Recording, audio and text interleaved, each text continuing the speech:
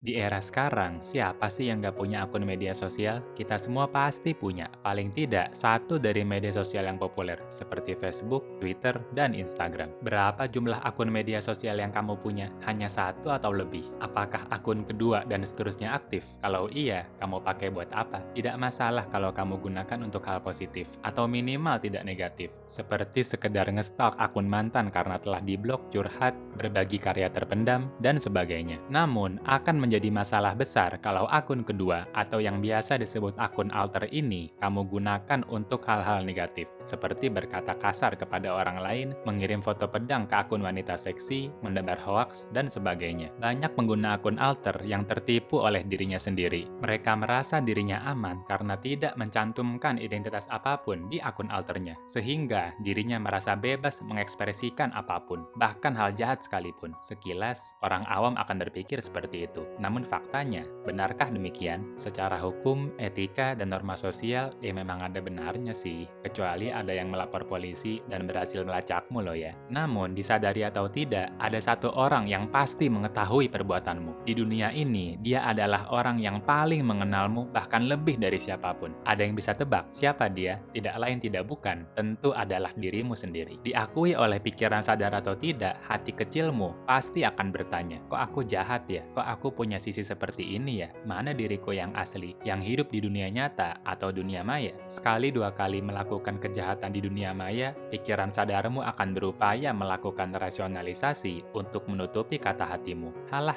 cuma dunia maya kok, masalah sepele nih, toh nggak akan ada yang tahu juga. Tapi lama-lama, kepribadianmu akan terdistorsi. Pertanyaan siapa diriku yang sesungguhnya akan semakin menguat sampai-sampai kamu sulit mengidentifikasi mana dirimu yang asli. Lantas, kalau hal ini sampai terjadi, apa yang sebaiknya kita lakukan? Mana diri kita yang asli? Siapa yang sebaiknya harus kita bela? Si nyata atau si maya? Pertama, kita tidak boleh memihak salah satu dan menyudutkan yang lain. Akuilah terlebih dahulu bahwa keduanya merupakan dirimu yang asli. Keduanya merupakan bagian dari dirimu. Toh yang melakukannya dirimu sendiri juga kan? Tidak ada yang namanya si nyata atau si maya. Semua itu hanyalah ilusi yang kamu ciptakan untuk membenarkan dirimu sendiri. Dengan kata lain, itulah dirimu yang sebenarnya. Ada sisi baik dan sisi jahat dalam dirimu. Oleh karena itu, sisi jahat tidak bisa diabaikan begitu saja. Satu-satunya cara untuk meredupkan sisi jahat ini ialah mengembangkan kepribadianmu secara utuh, bukan secara parsial. Secara umum, kepribadian orang terbentuk dari serangkaian belief system atau kepercayaan yang sudah mendarah daging dalam diri kita. Belief system ini terbentuk dari masa lalu, entah dari orang tua, dari budaya, dari lingkungan pertemanan, dan sebagainya. Jadi, sederhananya, kita harus menghancurkan belief system lama yang keliru dan menggantinya dengan belief system baru yang lebih baik. Tentu kenyataannya, mengganti belief system bukan perkara mudah. Pemahaman saja tidak mungkin cukup untuk merusak belief system yang sudah ada. Saya yakin, orang yang berbuat jahat di media sosial pasti sudah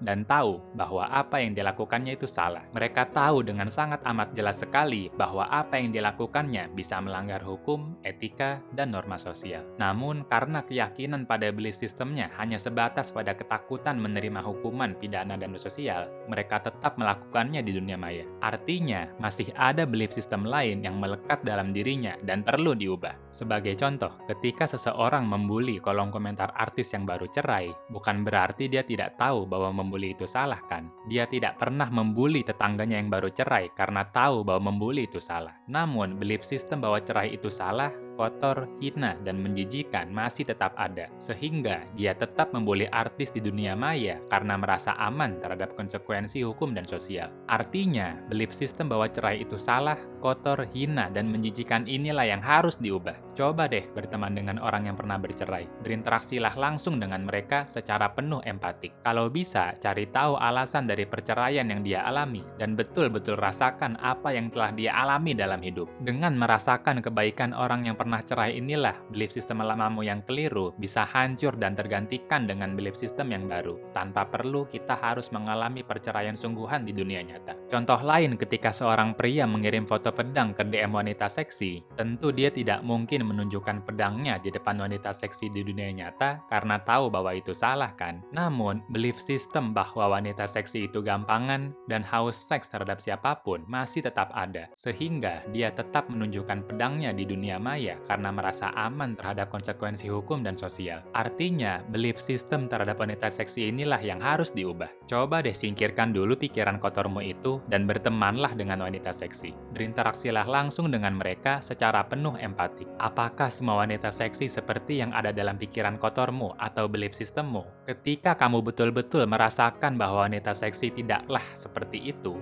belief systemmu akan hancur dengan sendirinya dan tergantikan dengan belief system yang baru. Ya, apapun yang saya katakan dalam video ini masih termasuk di level pemahaman sih. Syukur-syukur kamu bisa merasakan apa yang saya maksud dan belief systemmu bisa berubah setelah mendengarkan penjelasan saya tadi. Tapi kayaknya kemungkinan besar belum deh. Kalaupun sebuah belief system buruk masih ada dalam dirimu dan mendorongmu untuk melakukan kejahatan di media sosial menggunakan akun alter, saya harap kamu jangan melakukannya deh. Ingat bahwa dirimu adalah dirimu. Si nyata dan si maya hanyalah ilusi yang kamu ciptakan sendiri. Bahkan faktanya, si nyata dan si maya pasti akan saling memengaruhi. Secara psikologis, manusia terdiri dari 3 dimensi, yaitu mind, brain, dan behavior. Mind adalah apa yang ada dalam pikiran atau mental kita. Brain adalah otak yang ada di dalam kepala kita, termasuk saraf, hormon, dan neurotransmitter. Behavior adalah perilaku nampak yang kita lakukan dengan seluruh tubuh kita dan bisa dilihat dengan jelas oleh siapapun. Ketiga dimensi ini tidak mengenal konsep dunia nyata atau dunia maya dan selalu menganggap bahwa apapun yang kita lakukan sebagai kenyataan. Sepanjang hidup, ketiga dimensi ini tidak pernah berhenti bekerja dan pasti akan saling memengaruhi. Contoh paling sederhana ialah ketika behavior kita ialah melangkahkan kaki ke bioskop dan duduk untuk menonton film. Ketika mata kita menyaksikan film selama 2 jam, mind atau pikiran kita akan aktif dengan sejuta persepsi yang kita pikirkan dari setiap adegan film. Kalau kita menonton film romantis, otak kita tentu ikut merasakan keromantisan film tersebut dan memproduksi hormon-hormon kebahagiaan seperti dopamin dan serotonin. Sedangkan kalau kita menonton film action, otak kita pun akan merasakan ketegangan dari film tersebut dan memproduksi hormon-hormon stres seperti kortisol dan testosteron. Produksi dari hormon ini bisa memperkuat apa yang kita pikirkan, hingga tak terasa waktu 2 jam berlalu dengan sangat singkat. Bahkan dalam jangka panjang, apa yang kita pikirkan mengenai film tersebut bisa berdampak di kehidupan nyata kita. Misalnya, setelah menonton film romantis, bisa jadi kamu semakin sayang kepada pasanganmu. Atau setelah menonton film action tentang perjuangan kemerdekaan Indonesia, bisa jadi kamu semakin cinta terhadap tanah air ini dan tumbuh rasa nasionalismemu. Nah sekarang, coba bayangkan, apa yang terjadi kalau dinamika psikologis yang serupa juga terjadi ketika kamu melakukan kejahatan di dunia maya dengan akun alter. Belief system yang tadinya hanya setitik bisa semakin menguat, membuatmu kecanduan dan merubah persepsimu di dunia nyata. Yang tadinya sekedar tidak suka terhadap orang cerai jadi sangat benci terhadap orang cerai. Yang tadinya sekedar suka terhadap wanita seksi bisa jadi sangat terangsang apabila melihat wanita seksi. Bahkan bisa jadi kamu lebih semangat untuk melakukan kejahatan di dunia nyata. Wah, bahaya banget kan? Jadi, kalau kamu punya akun alter yang biasa kamu gunakan untuk melakukan kejahatan, mending deactivate aja deh. Atau paling tidak, jangan kamu gunakan akun alter itu untuk melakukan kejahatan. Ingatlah bahwa kamu adalah kamu. Manusia adalah manusia. Dan kamu adalah manusia. Tidak ada yang namanya dunia maya atau dunia nyata. Semua yang ada di dunia ini adalah kenyataan yang kita persepsikan dengan mata kepala kita sendiri. Tanamkan itu semua dalam diri kita dan selamat menjadi netizen budiman yang sesungguhnya.